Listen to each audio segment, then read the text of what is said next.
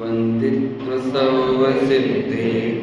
रोमचर्मणोवमं गतिं पत्ते वोच्छामि समय पावडो मृण्मोस्तुतिकेवली प्रणितं नमः समय साराय स्वानुत्याचकासते चित्स्वभावाय भावाय सर्वभावान्तरच्चिते। समय सार ग्रंथ की गाथा क्रमांक 128 और 129 पर अपनी चर्चा चल रही थी, जिसकी टीका भी कल हमने पढ़ी। सामान्य बात है, सुनने में तो बहुत सरल और आसान लगती है, लेकिन कई बार सरल बातें भी बहुत गहरी होती हैं। और ऐसा ही कुछ उदाहरण हमें इस गाथा में मिलता है। बात तो इतनी सी है कि ज्ञानी के सब भाव ज्ञानमय ही होते हैं, ज्ञान से ही उपजते हैं, ज्ञान से ही बने हुए हैं।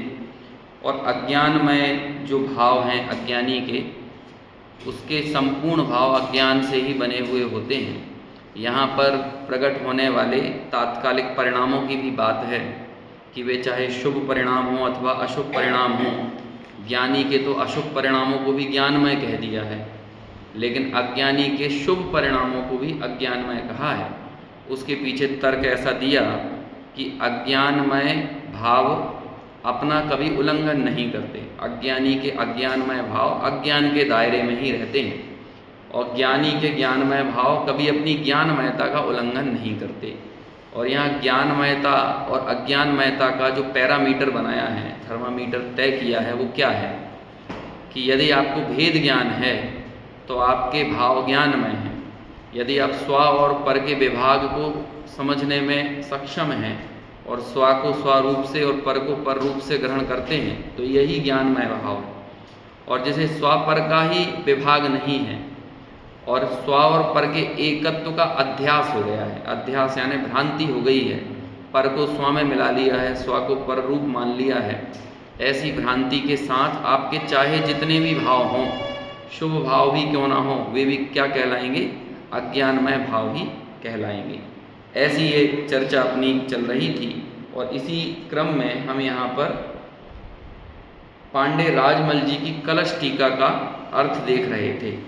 जैसे हमने पढ़ तो लिया था, लेकिन यहाँ पर एक विशेष बात पर चर्चा करना थी।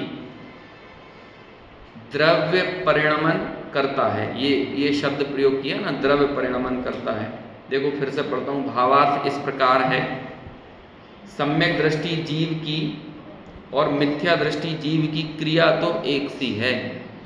एक मार्केट में 4 दुकानें लगी हुई हैं, एक पर सम्यक दृष्टि बैठा है, 3 पर मिथ्या दृष्टि बैठे हैं। अब वो चारों एक ही तरह से व्यवसाय कर रहे हैं, है ना। हमें लगेगा कि इनके व्यवसाय करने के तौर तरीकों में कोई अंतर नहीं है। वैसा ही दुकानदारी में जिस प्रकार की चर्चा वार्ता करते हैं, जैसे सामान दिखाते हैं, जैसे हानि और लाभ होने पर प्रसन्न और अप्रसन्न होते हैं, सारी चीज़ें एक जैसी हैं। लेकिन तब भी वो 3 जो अज्ञानी हैं, उनके उस विषय कषाय आदि के आरंभ परिग्रह के कार्य को तो अज्ञानमय कहा जाएगा, लेकिन वही ज्ञानी दुकान चला रहा है तो वो क्या कहलाएगा? वो ज्ञानमय भाव। यहाँ यही अर्थ निकलता है ना, क्रिया तो एक सी है और क्रिया संबंधी विषय कषाय है ना, वो भी एक से हैं। अब देखो, दुकान चलाते समय परिणाम क्या होंगे? यही तो परिणाम होंगे ना कि मुझे लाभ होना चाहिए, हानि नहीं होना चाहिए, मैं घाटे में सौदा नहीं करूँगा, लाभ होगा तो आनंद भी आएगा, हानि होगी तो थोड़ा खेद भी होगा। सब चीज़ें हो रही हैं कि नहीं?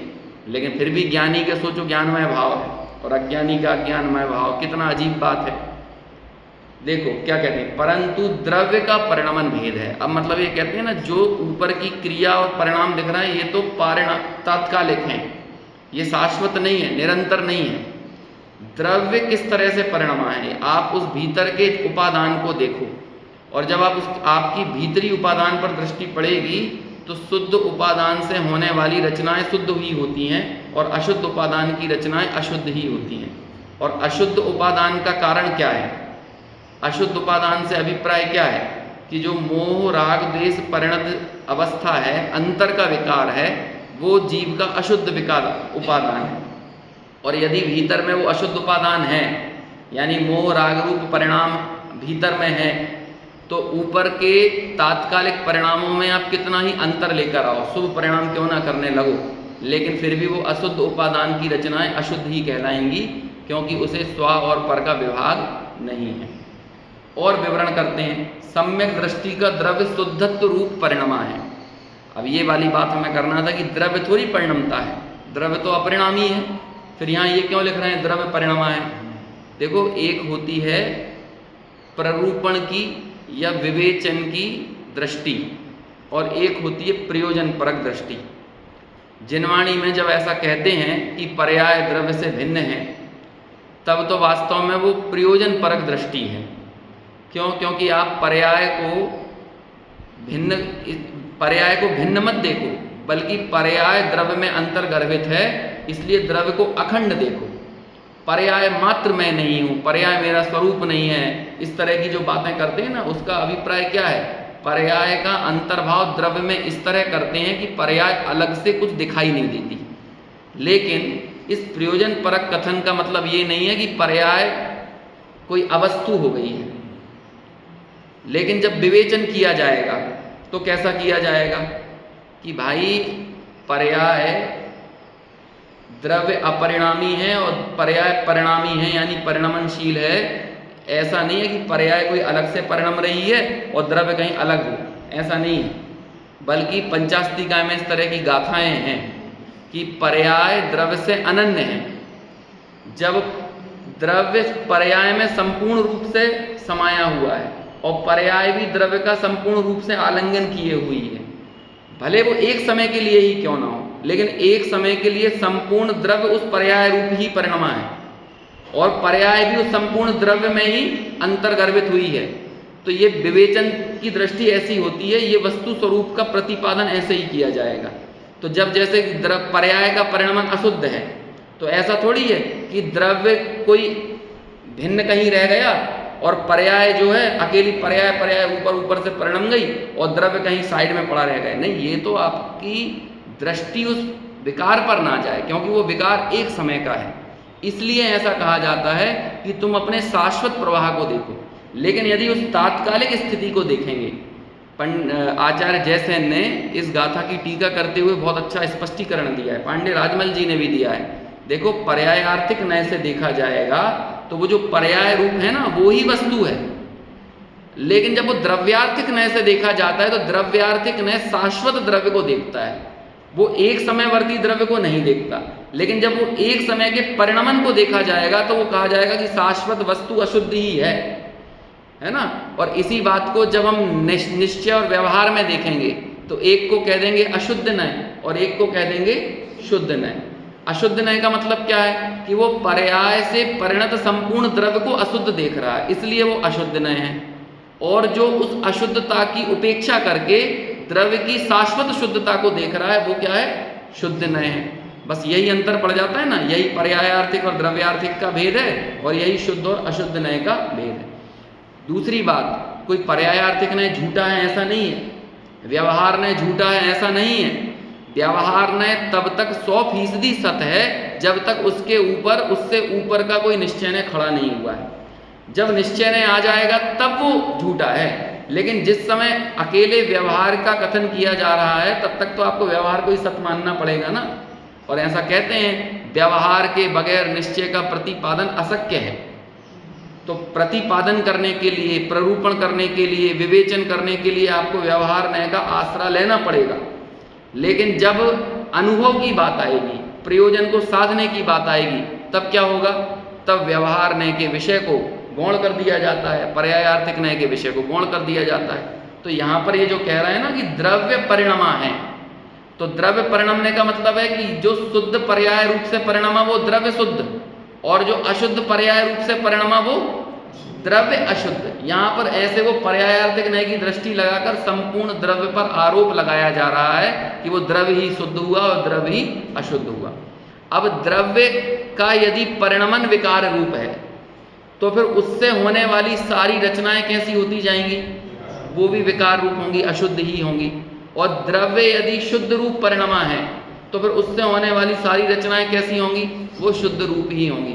यहाँ तात्कालिक क्रिया और परिणाम को नहीं गिनते, बल्कि भीतर में जो आंतरिक विकार और निर्मलता आई है ना, उस विकार और निर्मलता के साथ द्रव्य का ग्रहण किया गया है।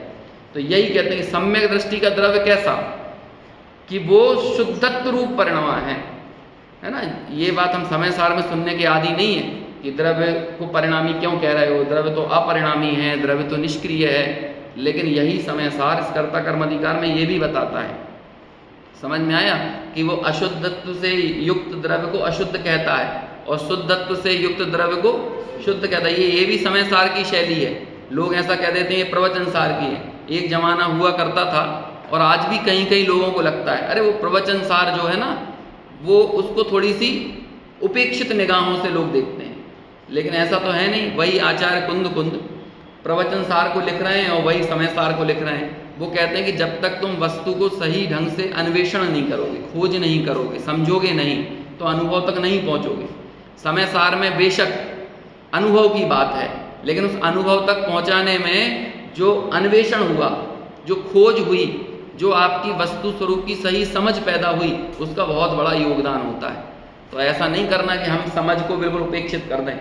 हमें इस घर तक आना है तो रास्ते की सारी गलियां, सारे रास्ते, सारे दूसरे मोहल्ले छोड़कर जब हम यहाँ पर आते हैं और जब हम यहाँ पहुँच जाते हैं तो हमें याद भी नहीं आता कि हमने कौन सी गली मोहल्ले छोड़े।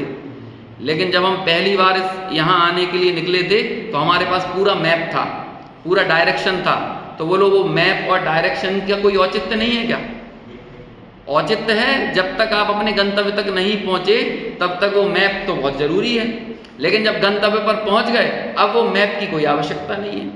तो ऐसे ही अनुभव तक पहुँचने के बाद वो अन्वेषण की औचित्य नहीं है, तब आप कह सकते हो। लेकिन जब तक अनुभव नहीं है तब तक आप अन्वेषण को बिल्कुल बेमानी कह दो, बिल्कुल बेकार निराधार कहो, तो ये बात भी सही नहीं है। तो प्रवचन सार आदि ग्रंथों में अथवा और दूसरे आगम ग्रंथों में जीव का अन्वेषण किया जाता है। तो वहाँ पर व्यवहार नय से भी, पर्यायार्थिक नय से भी, शुद्ध नय से, अशुद्ध नय से, अशुद्ध निश्चय नय से, सब तरह से जीव को समझाया जाता है, समझो। लेकिन जब अनुभव की बात आएगी तो अभी खुद इस कर्ता कर्म अधिकार में 143 और 144 नंबर की गाथाएं आएंगी ना, तो वो कहेंगे कि अब तुम सब भूल जाओ। हम जो आपको बता रहे थे कि एक नय कहता है बंधा है, एक नय कहता है अबंधा है, एक नय कहता है शुद्ध है, एक नय कहता है अशुद्ध है। तुम इन सब चीज़ों को भूल जाओ। अब तो तुम पक्षपात से रहित जो अनुभूति है, तत्वानुभूति है, उसका वेदन करो, उसमें मग्न हो, उसमें निमग्न होकर उस आनंद को भोगो। ये अभी नए से खोज हो रही है और आगे जाकर इन्हीं सब नयों को साइड कर देंगे, है ना। तो ऐसा आचार्य कुंद खुद यहाँ पर करने वाले हैं। देखो आगे बात सरल होते हुए भी, हाँ तो वो यही तो कह रहा है ना, द्रव्य ही परिणमन कर रहा है। यही बात तो चल रही है यहाँ पे कि जो पर्याय है वो पर्याय संपूर्ण द्रव्य में ही तो फैली हुई है ना। ऐसा थोड़ी होता है कि जैसे मान के लो ये जीव द्रव्य है और पर्याय का परिणमन हो रहा है तो अकेले हाथ वगैरह की इतने इतने क्षेत्र में हो गया, ऐसा तो है नहीं। ये सिर के ऊपर हो गया, ऐसा तो होगा नहीं। जितने भी पूरे के पूरे चैतन्य के प्रदेश हैं, तो परिणमन जो होगा वो भी तो संपूर्ण चैतन्य में ही होगा, आधा अधूरा थोड़ी होगा। इसलिए वो तो दृष्टि कराने के लिए तुम्हारी पर्याय पर दृष्टि जाएगी। देखो जो चीज़ स्वयं नित्य ना हो उसके आश्रय से आपकी दृष्टि नित्य कैसे हो सकती है? नहीं हो सकती ना। जैसे कि ये पंखा चल रहा है, अब आप पंखियों पर दृष्टि को टिका नहीं सकते।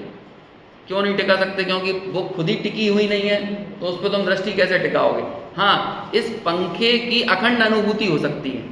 कैसे होगी? जैसे हम यहाँ बैठे हैं, अब हमें ये विकल्प होता है कि पंखियाँ सही चल रही हैं कि नहीं, है ना, कि ऐसा तो नहीं हो रहा कि एक आध पंखी बीच में रुक जाए, ऐसा कुछ लगता है कि हमको नहीं लगता ना। हम एक अखंड अनुभूति करते हैं यहाँ बैठ के। लेकिन जो पंखे बनाने वाला मैकेनिक होगा वो एक एक चीज़ देखेगा कि भाई सही वायर सही जगह पे जुड़ा हुआ है कि नहीं, इसके अंदर वो बेरिंग वेरिंग जो भी होते हैं वो ठीक काम कर रहे हैं कि नहीं। उसे अन्वेषण करने के लिए तो इसके पूरे पार्ट्स खोल के समझना पड़ेगा। लेकिन जब हम पंखे के प्रयोजन को सिर्फ साधते हैं, पंखे का प्रयोजन क्या है? वो हवा लगना।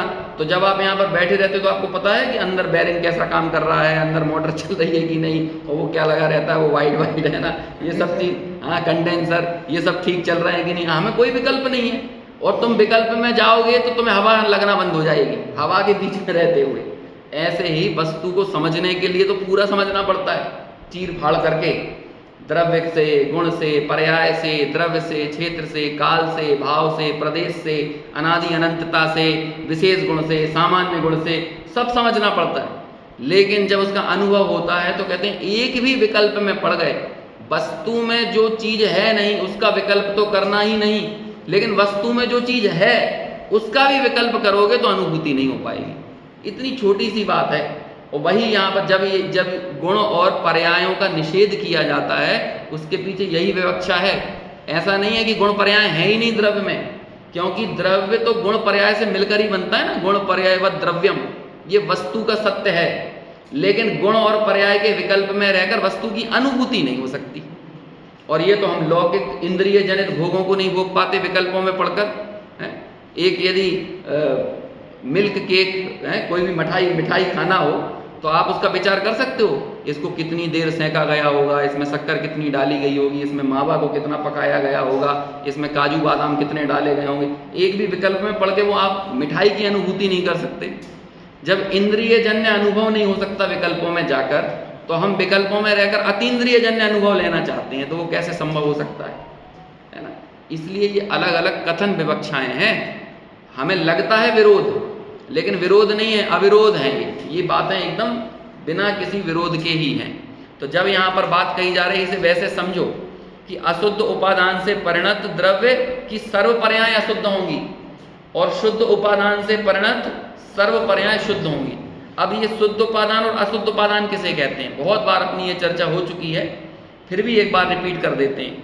अशुद्ध उपादान यानी क्या, कि ज्ञान और ज्ञेय दो घटनाएं निरंतर इस ज्ञान स्वभाव के साथ घट रही हैं, जिसकी दृष्टि ज्ञान स्वभाव पर नहीं है और ज्ञेयों में है। अब ज्ञेय दो प्रकार के होते हैं, एक तो ये जो परद्रव्य पौद्गलिक जो भी वस्तु जिसके अवलंबन से जानन क्रिया हो रही है, एक तो वो ज्ञेय हो गया, और उसके जानन क्रिया के साथ जो वस्तु आपके ज्ञान में झलक रही है उसके अवलंबन से होने वाला राग, वो राग भी क्या है, वो भी ज्ञेय है, वो स्वरूप नहीं है। तो ज्ञेय हमेशा परद्रव्य है। अब देखो यहाँ पर जब ज्ञेय को परद्रव्य कह रहा हूँ तो यद्यपि ज्ञान भी एक ज्ञेय होता है, ज्ञान स्वभाव भी ज्ञेय होता है, लेकिन जब ज्ञेय को परद्रव्य कहें तो स्वाज्ञेय को नहीं जोड़ना, वहाँ पर हमेशा किसे लेना, परज्ञेय को। मतलब क्या हो गया, पुद्गल, धर्म, अधर्म, आकाश, काल और मेरे अलावा अन्य जीव, ये सब कौन हो गए, ये सब परद्रव्य हैं। समझ में आया ना। अब ये तो परद्रव्य, ये तो ज्ञेय हैं ही, साथ में इनके अवलंबन से होने वाला जो राग, अब मैं राग कह रहा हूँ तो इसमें सारे विकारी भाव ले लेना, क्रोध, मान, माया, लोभ, हास्य, रति, अरति, शोक, भय, जुगुप्सा, स्त्री, पुरुष, नपुंसक, भेद, सब ले लेना। ये इनके अवलंबन से ही होता है। आप कभी ऐसा नहीं कह सकते मुझे क्रोध अपने आप आ रहा है। यदि क्रोध आएगा तो कोई रीजन है, उसका कोई अवलंबन है कि मौसम अच्छा नहीं है, ये व्यक्ति अच्छा नहीं है, मेरे मनपसंद का खाना नहीं बना, मेरे को लाभ नहीं हुआ, हानि हो गई, जो भी है, किसी ना किसी चीज पे तो क्रोध आएगा ना। तो ये अवलंबन हमेशा परद्रव्य बनेगा, और उस परद्रव्य के अवलंबन से होने वाला विकार वो भी पर है। क्यों? क्योंकि वो पर के अवलंबन से हो रहा है। लेकिन जब आपको राग पैदा हुआ और राग पर दृष्टि गई और यही राग मेरा स्वरूप है, आपने जब ऐसा माना, ऐसी मान्यता ही से उत्पन्न होने वाला जो विकार है, उस विकार से परिणत द्रव्य को अशुद्ध उपादान कहते हैं। विकार का कारण जरूर कोई ना कोई कर्म हुआ है, लेकिन विकार रूप परिणत वो द्रव्य स्वयं हुआ है। ये द्रव्य की अपनी उपादानगत योग्यता, इसे ही वैभाविक शक्ति बोलते हैं। कईयों बार ये चीज़ रिपीट अपन कर रहे हैं, और ये अधिकार जब पूरा हो जाएगा ना तो बहुत थोड़ी देर तक, लंबे समय तक अपनी ये चर्चा रुक जाएगी। लेकिन यदि आपके दिमाग में ये कॉन्सेप्ट क्लियर रहेगा तो आगे के अधिकार समझना आसान रहेंगे। नहीं तो आगे के अधिकारों में भी हम ऊपर का विषय तो समझ लेंगे, लेकिन इसकी भीतरी दृष्टि को नहीं समझ पाएंगे। तो ये तो हो गया अशुद्ध उपादान।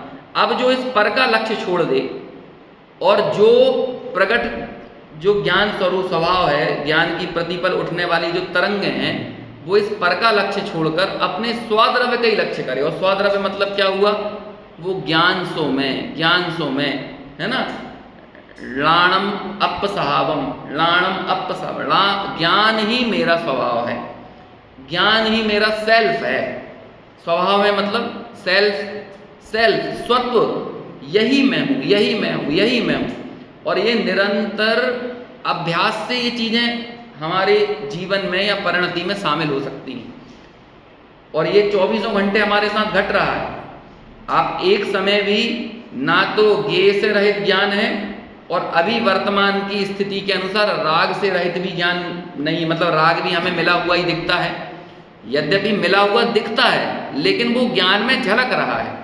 आगे बहुत सारी इस तरह की गाथाएं आएंगी कि आंखें अग्नि को देखती हैं तो आंखें कितनी जल जाती हैं। यदि आप आंख का चित्र खींचो, आग को देखने वाली आंख का चित्र खींचते हैं ना, माइक्रो लेंस आते हैं, तो उससे आंख की पुतली का चित्र खींचा तो पुतली में देखा तो पूरी आग से भभक रही है पुतली का चित्र। लेकिन आप बोलो वो पुतली के चित्र में जो भभकती हुई आंख दिख रही है, आंख कितनी जल गई। 320 नंबर की गाथा है, इसी समय सार में आगे 320 नंबर की गाथा है। बोलो कितनी आंख जल गई? थोड़ी बहुत तो जली होगी ना। नहीं जली, क्यों? क्योंकि दृष्टि अपने दृश्य से भिन्न है। ऐसा यहाँ पे दिट्ठी का मतलब वो आंख है, वो दृष्टि, वो श्रद्धा वाली दृष्टि नहीं है ना। दिट्ठी यानी दृष्टि अपने दृश्य से भिन्न है। दृश्य दृश्य में है और दृष्टि दृष्टि में है। ऐसे ही ज्ञान में ज्ञेय झलकते हैं, लेकिन ज्ञेय ज्ञेय में है और ज्ञान ज्ञान में है। अब वो ज्ञेय का बंटवारा यानी पर ज्ञेय का बंटवारा हमने दो प्रकार से किया। पहला बंटवारा क्या था? परद्रव्य, और दूसरा पर द्रव्य के आश्रय से होने वाला राग। इसी को बोलते हैं वर्णादि अनुराग आदि। बस यही चीजें हैं, वर्णादि अनुराग आदि तय निज भाव को न्यारा किया। ये मुनि राजों की श्रेणी चढ़ने की दशा का वर्णन किया है पंडित दौलत राम जी ने छेडाला के 6वें अधिकार में। छठवीं ढाल जो है ना, छठवीं ढाल मतलब मुनि राजों के जीवन का अंतर और बाह्य वर्णन। बाह्य मूल गुण आदि तो दिखाए उन्होंने 28 मूल गुण, लेकिन श्रेणी चढ़ने की अंतरदशा भी दिखाई है कि जहाँ प्रमाण, प्रमाता, प्रमेय, प्रमिति का कोई भेद नहीं रहा, ज्ञान ज्ञाता ज्ञेय का कोई भेद नहीं रहा। समझ में आया ना? इस तरह की पूरी चर्चा है 6वीं ढाल में। वहीं पर यह कहा कि वर्णादि अनुरागादि तय निज भाव को न्यारा है। तो 3 चीजें हो गई। वर्णादि में हो गए परद्रव्य रूप ज्ञेय, राग आदि में हो गए उन परद्रव्य के अवलंबन से होने वाला राग, और निज भाव क्या हो गया? उन दोनों को झलकाने वाला। तो जो उस निज भाव को यानी ज्ञान भाव पर दृष्टि ना करे वो सब क्या है? अशुद्ध उपादान। और जिसकी दृष्टि ज्ञान भाव पर है तो वो क्या है? शुद्ध उपादान। समझ में है ना? तो सम्यक दृष्टि शुद्ध उपादान रूप परिणत हुआ और मिथ्या दृष्टि अशुद्ध उपादान रूप परिणत हुआ। तो बोलो क्या होगा? गुड़ से बनी मिठाई कैसी होंगी?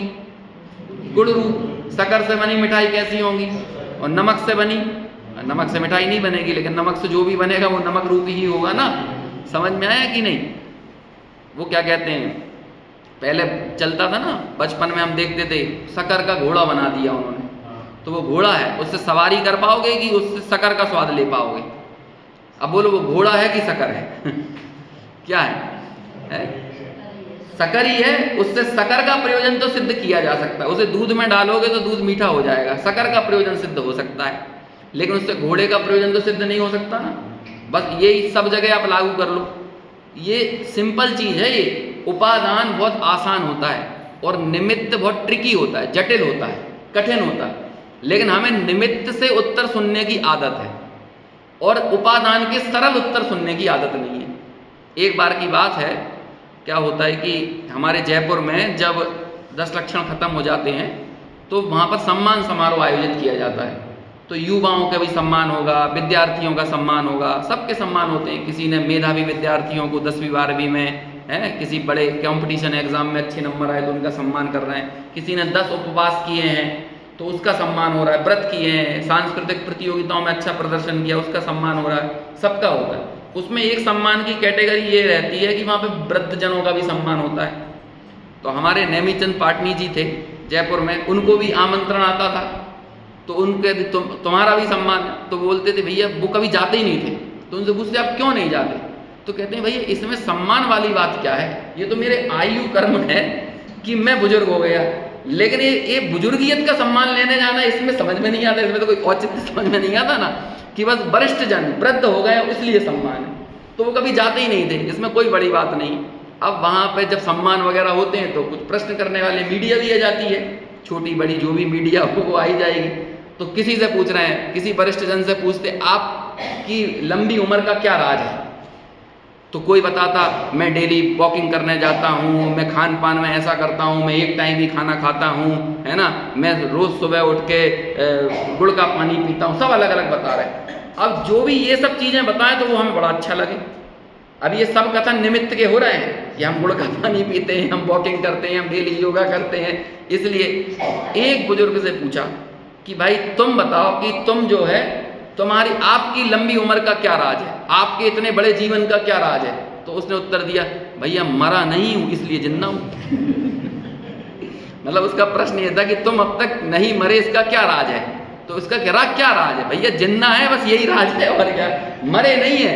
अब ये बोलो ये कितना सिंपल और सही उत्तर है, समझ में आया कि नहीं। लेकिन वो मीडिया वाला भी बोल रहा है कि हमें एक पागल बुड्ढा मिला वहां पे, है ना, जिससे हमने पूछा कि तुम अब तक मरे नहीं, इसका क्या राज है, तो बोलता है कि मरा नहीं, बस यही राज है। समझ में आया। अब ये सरल उत्तर उपादान से दिया गया उत्तर है। अब इसमें क्या करोगे, आपके लंबे जीवन का क्या राज है कि भैया मरे नहीं है, बस यही जीवन का असली राज है, और क्या। मर जाते तो आप बोलो कौन से निमित्त की बात करने लगते। समझ में आया कि नहीं। लेकिन हमें आदत हो गई है हर जगह। आप देख लो, किसी से पूछा जाए कि भैया तुम्हारा ये IAS का एग्जाम कैसे निकल गया, कैसे आपने IAS की परीक्षा पास करी, अब वो सारे निमित्त के उत्तर देगा। मेरी मम्मी रोज सुबह इतने बजे उठती थी, तो मम्मी तो किसी दूसरे की भी उठ के बनाती करती होंगी, सभी मम्मी पापा करते होंगे। मैं फलाने स्कूल में पढ़ा, इस कॉलेज के टीचर अच्छे थे, तो उस कॉलेज के टीचरों ने तो 50 लोगों को पढ़ाया है। समझ में आया। और भी दूसरे निमित्तों के ऊपर आरोप देगा, लेकिन सबको वो आदत है। अब वो यदि बोलते आपने IAS का एग्जाम कैसे निकाला है, तो बस निकाला, बस ऐसे निकाला और क्या, है ना। और क्या उत्तर है। आप हर जगह आप जाकर सरल उत्तर कभी किसी को रास नहीं आते। क्यों नहीं आते, क्योंकि हमारी निमित्ताधीन दृष्टि है। अब ऐसे ही बिल्कुल सरल गाथा है, लेकिन सरल गाथा लग रही है, इसमें क्या बड़ी बात है। अब ये बोल रहे हैं कि भाई जो शुद्ध उपादान रूप परिणत है, यानी ज्ञानी है, उसके सब भाव स्वभाव शुभ ज्ञानमय है, और अज्ञानी के सब भाव स्वभाव शुभ अज्ञानमय है। तो ये उपादान की बात हो गई ना। देखो, कारण दो तरह के होते हैं, एक उत्पादक कारण होता है और एक ज्ञापक कारण होता है। समझ में है ना, कौन कौन से कारण, उत्पादक कारण और एक ज्ञापक कारण। उत्पादक कारण उसे कहते हैं कि जिससे कार्य उत्पन्न हो, और जिससे कार्य उत्पन्न तो ना हो लेकिन जो जाने। जैसे कि उदाहरण के लिए कि घड़ा मिट्टी से बना, ये तो उत्पादक कारण है, लेकिन मुर्गे ने बांग दी तो सूरज निकला। अब ये कौन सा कारण है, ये ज्ञापक कारण है। मुर्गे के बांग देने से सूरज नहीं निकलता है, लेकिन आपको फिर भी ये पता चल गया कि हाँ भाई, मुर्गा यदि बांग दे रहा है तो निश्चित तौर पे सूरज तो निकला होगा ना, सुबह हो गई होगी। तो आपने ऐसा कहा मुर्गे ने बांग दी इसलिए सूरज निकला, आप बोल ये रहे हो, लेकिन ये कौन सा कारण हुआ, ये ज्ञापक कारण हुआ। निमित्त, संयोग, इन सब के ऊपर जो कारण बने का आरोप आता है, ये ज्ञापक कारण के कारण आता है, लेकिन उत्पादक कारण नहीं है।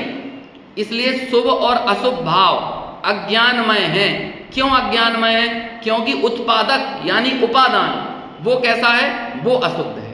तो जिसका उपादान अशुद्ध होगा उससे उत्पन्न होने वाले भाव कैसे होंगे, अशुद्ध होंगे। वो ही यहां पर कहते हैं। देखो आगे की बात तो बड़ी खतरनाक है। भोगाभिलाषा रूप है। देखो यहाँ पे क्या कहते थे, सम्यक दृष्टि व्रत क्रिया रूप है, हमें समझ में आता है। भोगाभिलाषा रूप है, और चारित्र मोह के उदय से क्रोध मान माया लोभ रूप है। तब भी वह सभी परिणाम, मतलब क्रोध मान माया लोभ भी, वो सभी परिणाम कौन सी जाति में है, ज्ञान जाति में घटता है। क्योंकि वो झलकते हुए क्रोध मान माया लोभ में स्वामित्व बुद्धि नहीं करता, बल्कि वो उनको क्रोध मान माया लोभ यानी परावलंबी भाव जानता है, पर जानता है, स्व नहीं जानता। कारण कि जो कोई परिणाम है वह संवर निर्जरा का कारण है। बोलो क्रोध मान माया लोभ हो रहा है ज्ञानी को, लेकिन यदि उसे 41 प्रकृतियों का संवर है तो वो क्रोध मान माया लोभ के कारण है क्या, वो तो ज्ञान भाव के कारण है ना। इसका मतलब वो क्रोध मान माया लोभ की उत्पत्ति उसके संवर निर्जरा में बाधा नहीं डाल रही, जितने अंशों में वीतराग भाव उत्पन्न हुआ, वीतरागता रूप परिणत हुआ, उसमें कोई बाधा डालने वाले नहीं है वो क्रोध मान माया लोभ के परिणाम। ऐसा ही कोई द्रव्य परिणमन का विशेष है, यानी भीतर की कोई अंतर की ज्ञान वैराग्य शक्ति ऐसी जागृत है कि वो भोगों में दिखता हुआ भी वो संवर निर्जरा हो रही है निर्बाध, ऐसा चमत्कार है। और मिथ्या दृष्टि का द्रव्य अशुद्ध रूप परिणमा है, इसलिए मिथ्या दृष्टि का परिणाम अनुभव रूप तो होता ही नहीं। समझ में आया? बोलो कितने घंटे वो पूजा करेगा कि एक आध प्रकृति का संवर कर ले, कितने घंटे करे, कितने तीर्थों की यात्रा करे, है कि नहीं? अजीब बात। कितना आचार हमें भेद विज्ञान की तरफ उत्साहित कर रहे हैं कि हमारे जीवन में हम क्रियाओं से तो अपने को बड़ा दिखाने की संपूर्ण चेष्टाएं कर लेते हैं, क्रियाओं से भी ऊपर उठेंगे तो थोड़े परिणाम बदलने की चेष्टा करेंगे कि परिणाम भैया शुभ रखो, परिणाम शुभ रखो। और लोग भी कहते हैं ना भैया तुम्हारी गति बिगड़ जाएगी। अब गति बिगड़ने का मतलब क्या होता है कि त्रियंच और नरक गति में कोई चला जाए तो गति बिगड़ गई, और देव गति में चला जाए तो सुधर गई गति। लेकिन मिथ्यात्व सहित किसी भी गति में जाओ वो बिगड़ी हुई गति है, और सम्यक्त्व सहित कहीं की गति में चले जाओ सुधरी हुई गति है। समझ में आया?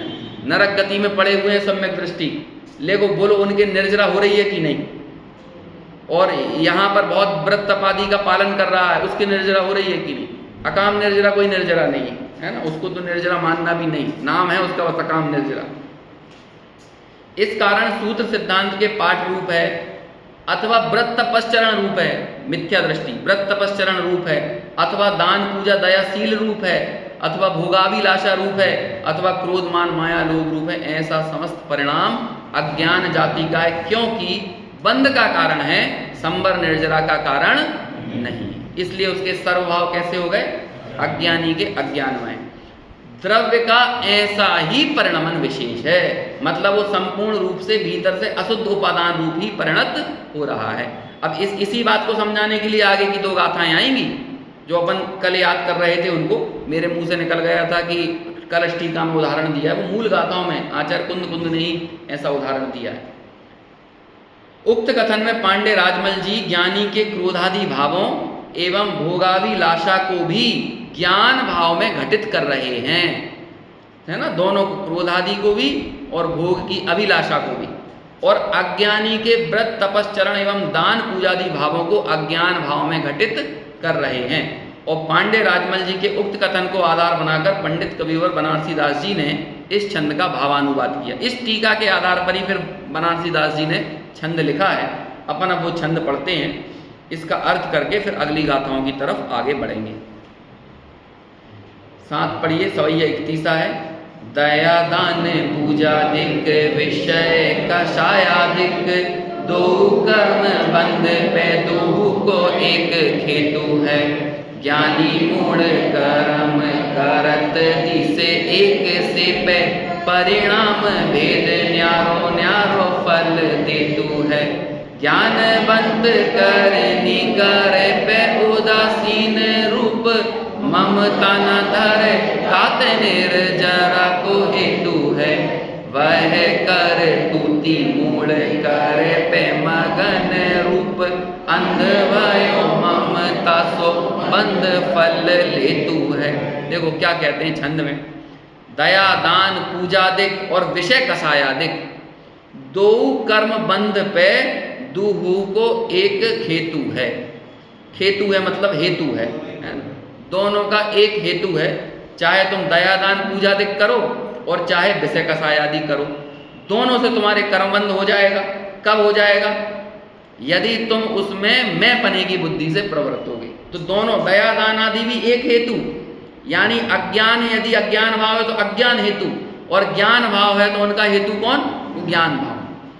ज्ञानी मूढ़ कर्म करत दिसे, ज्ञानी है मूढ़, ज्ञानी और मूढ़, ज्ञानी भी कर्म करता दिखता है और मूढ़ भी कर्म करता दिखता है, एक दिखे, एक जैसे दिखते हैं। समझ में आया? लेकिन परिणाम भेद न्यारो न्यारो, यहाँ परिणाम का मतलब वो टेम्परेरी परिणाम नहीं, बल्कि भीतर का अभिप्राय, उनके अभिप्राय में अंतर होने से दोनों को न्यारो न्यारो फल देतु है, अलग अलग फल मिलता है। ज्ञानी तो हो सकता है भोग आदि भोग के स्वर्गों में चला जाएगा, यहाँ भी भोग भोग रहा था मनुष्य गति में, और यहाँ हमें दिख रहा था। देखो 6 खंड की संपत्ति, सबसे बड़ा उदाहरण है हमारे वो महामत्स्य और तंदुल मत्स्य का है। अभी तंदुल मत्स्य तो पूरे जीवन काल में एक भी कुछ नहीं खाता पीता, कान में पड़ा रहता है, बस वो उसी महामत्स्य के मैल को खा खा के जिंदा है। और महामत्स्य तो एक बार मुंह खोलता है तो सैकड़ों मछलियां उसके पेट के अंदर, छोटी छोटी मछली हैं और जो भी होगा जीव जंतु उधर पेट में चले गए। लेकिन बोलो वो पंचम गुण स्थानवर्ती, और वो कौन सा है? तो मछली खाने के कारण पंचम गुण स्थानवर्ती है। तो इससे तो कोई कितना गलत अर्थ निकाल लेगा कि इससे तो कुछ होता ही नहीं है। अरे भाई अगली लाइन में बताएंगे कि है उसकी सहज वृत्ति, वो 6 महीने में उठा, लेकिन तो भी उदासीन रूप, ये तो उसकी सहज स्वाभाविक क्रिया है ना, कि उसका मुंह खुला और बहुत सारे पानी के साथ या जो भी जीव जंतु, उसका आकार इतना बड़ा है, 12.5 करोड़ घन योजन है, 1000 योजन चौड़ा लंबा, 500 योजन चौड़ा और 250 योजन मोटा, तो कितना होता है? 12.5 करोड़ घन योजन, इतना बड़ा है। अभी सोचो ये हिंदुस्तान जैसे कई देश आ जाएं, स्वयं पूरा समुद्र में रहता है, आगम की बात है ये तो, है ना, जो है सो है। तो अब इतना, और वो तंदुल मत्स्य की अवगाहना कितनी है, उसका नाम ही है ना तंदुल, मतलब समझ लो कि चावल के दाने जैसी, इतना सा यहाँ पे रहता है वो। तो ये सर्वज्ञ की ज्ञान में ये बात इसीलिए आई कि देखो ज्ञानी और अज्ञानी के क्रियाओं में अंतर देखने के बावजूद दोनों की अंतः प्रवृत्ति में कितनी भिन्नता है। एक की तो संबर निर्जरा हो रही है निरंतर, पंचम गुण स्थान के योग की संबर निर्जरा हो रही है महामत्स्य के, और वो कान में पड़ा हुआ जीवन में कुछ नहीं खाता पीता, लेकिन अंदर ही पड़ा पड़ा सोचता रहता है काश मैं महामत्स्य होता, काश मैं महामत्स्य होता। और अपने जीवन में भी ऐसा होता है, कई चपरासी वगैरह होते हैं ऑफिस में, वो सोचते हैं काश हम भी ऐसे अधिकारी होते तो मैं इनको ऐसा सिखाता, मैं इनको ऐसा सिखाता, मैं फलाने के ऊपर ऐसी डांट फटकार लगाता। और जो अधिकारी है वो शांत, उसे कोई फर्क नहीं पड़ता ज़्यादा, वो किसी को परेशान नहीं करना चाहता, किसी को दुखी नहीं करना चाहता, शांति से न्याय प्रिय, अपने जीवन में भी उसे आफत की तरह लेता है।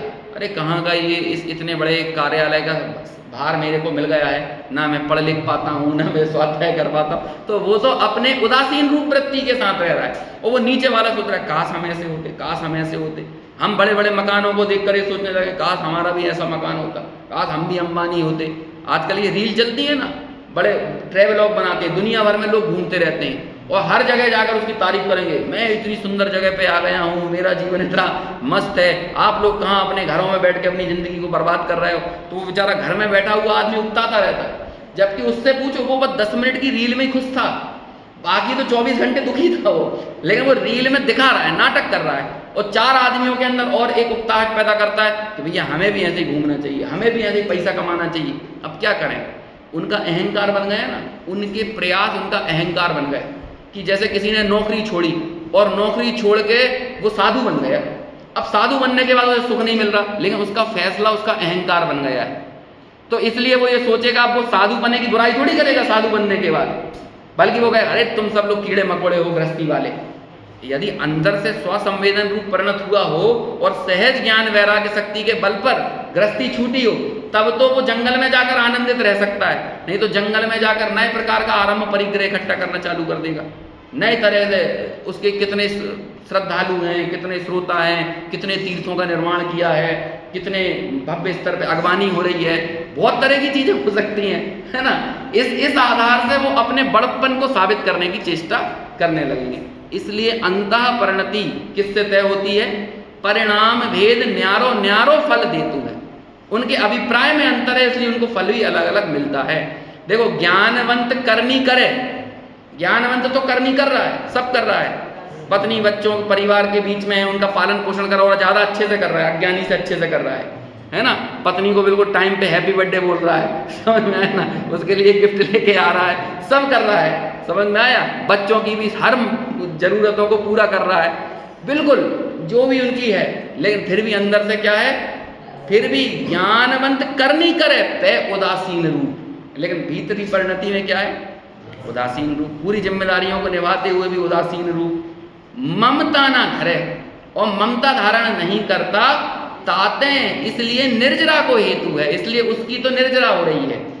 और बहे कर तूत मूढ़ करे, और वही का वही काम कौन करता है?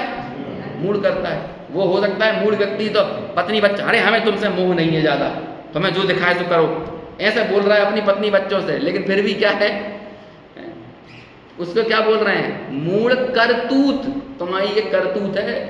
तुम मंदिर में जाके घंटों पूजा कर रहे हो ना, ये भी करतूत है। जैसे हम बोलते हैं कैसी करतूतें हैं तुम्हारी, तो ऐसे अज्ञानी के काम को क्या बोल रहे हैं, करतूत। तुम कोई भी अज्ञान भाव के साथ जो भी शुभ भाव भी कर रहे हो ना, वो भी करतूत है। और ऐसी करतूतों की हम तारीफ नहीं करते। पहले भीतर में भेद ज्ञान होगा तो तुम्हारी करनी तुम्हें फलदायी विशेष होगी। लेकिन यदि भीतर में भेद ज्ञान नहीं है तो वो सारी करनी किस श्रेणी में चली गई, अज्ञान भाव। वह करतूत मूढ़ करे पैम मगन रूप, वही की वही करतूत करता है और उसमें मगन रहता है, राग द्वेष रूप वर्तन करता रहता है, राग द्वेष रूप स्वयं को स्वामित्व बुद्धि से युक्त रहता है। और क्या कहते हैं, अंध भयो, और कैसा हो गया, अंधा हो गया है वो अपनी क्रियाओं में, अपनी तात्कालिक राग द्वेष के परिणामों में, उसमें इतना मगन हो गया है कि जैसे क्रोध रूप वही परिणाम गया हो, मान रूप वही हो गया हो, मैं ही मान, मैं ही क्रोध, मैं ही माया। अशुद्ध निश्चय ऐसे कह भी देंगे कि तू क्रोध मान माया लोग को अपना मानता है ना, तो तू ही उनका करता है। लेकिन शुद्ध निश्चय ने सम्यक दृष्टि पे लागू नहीं, वो अशुद्ध निश्चय ने लागू नहीं होगा ना सम्यक दृष्टि पे। क्यों नहीं होगा, क्योंकि वो मानता नहीं है। अंध भयो ममता सो बंद फल लेतु है, और इसलिए वो अंधा होकर निरंतर बंद के फल को लेता है। बंद का फल मिलता नहीं है, बल्कि क्या बोल रहे हैं, तुम खुद ही बंद के फल में घुस रहे हो। समझ में आया, कर्म का उदय तो ज्ञानी और अज्ञानी दोनों के जीवन में है, लेकिन ज्ञानी कर्म के उदय को उदासीन रूप होके भोगता है, भुगतता है, बल्कि भोगता नहीं है, भुगतता है। और अज्ञानी उस कर्म के फल के उदय में इष्ट अनिष्ट की मिथ्या कल्पना करता है, राग द्वेष करता है, स्वामित्व बुद्धि, एकत्व ममत्व कर्तृत्व बुद्धि करता है। इस कारण से बंद के फल को लेता है। समझ में आया ना, पत्थर पड़ा हुआ था और आपने पैर ध्यान नहीं दिया और पैर से ठोकर खा गए, तो बोलो पत्थर ने चोट दे दी आपको। तो ऐसे ये पुद्गल कर्माण वर्गणाएं हमको चोटिल करती हैं।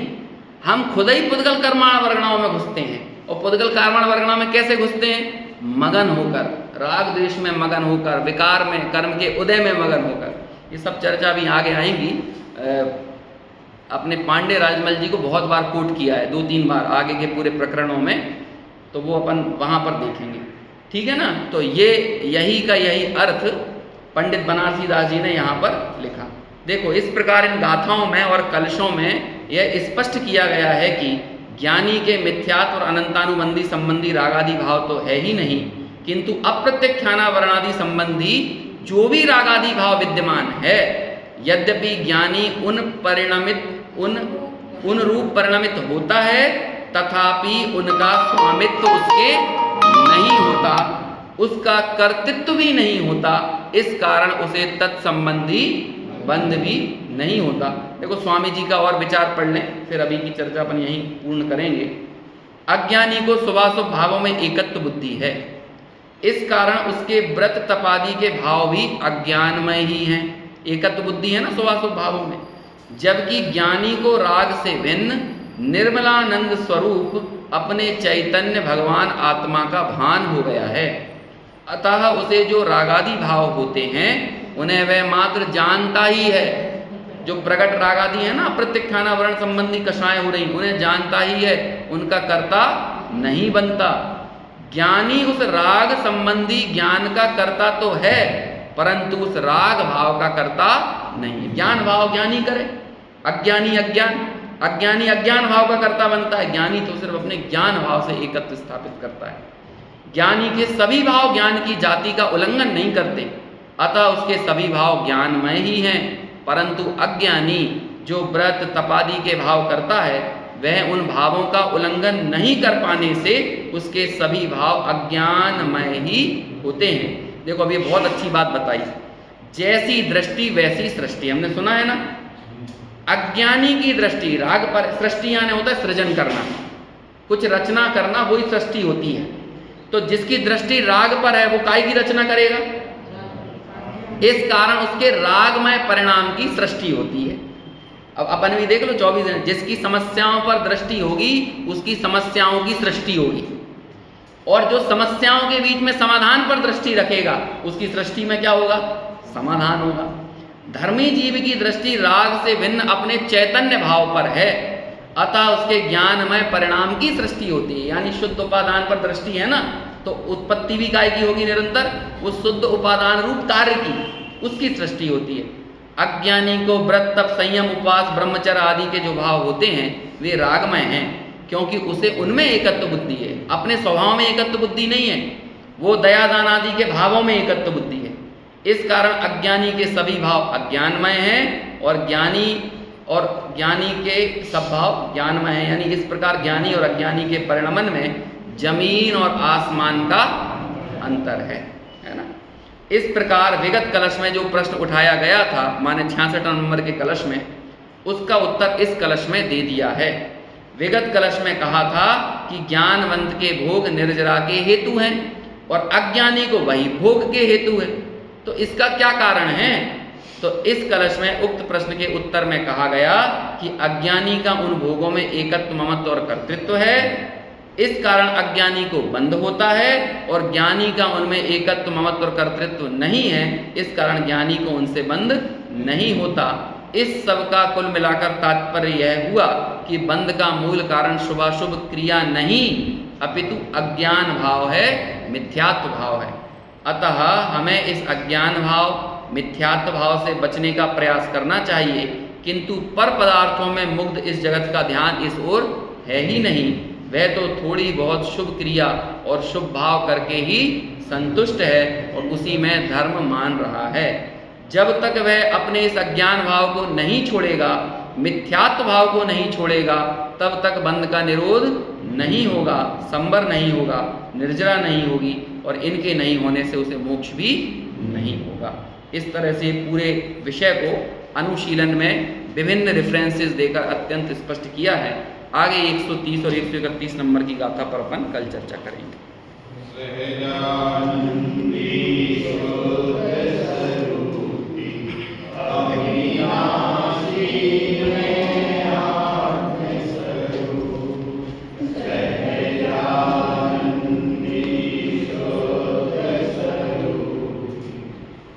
Amen.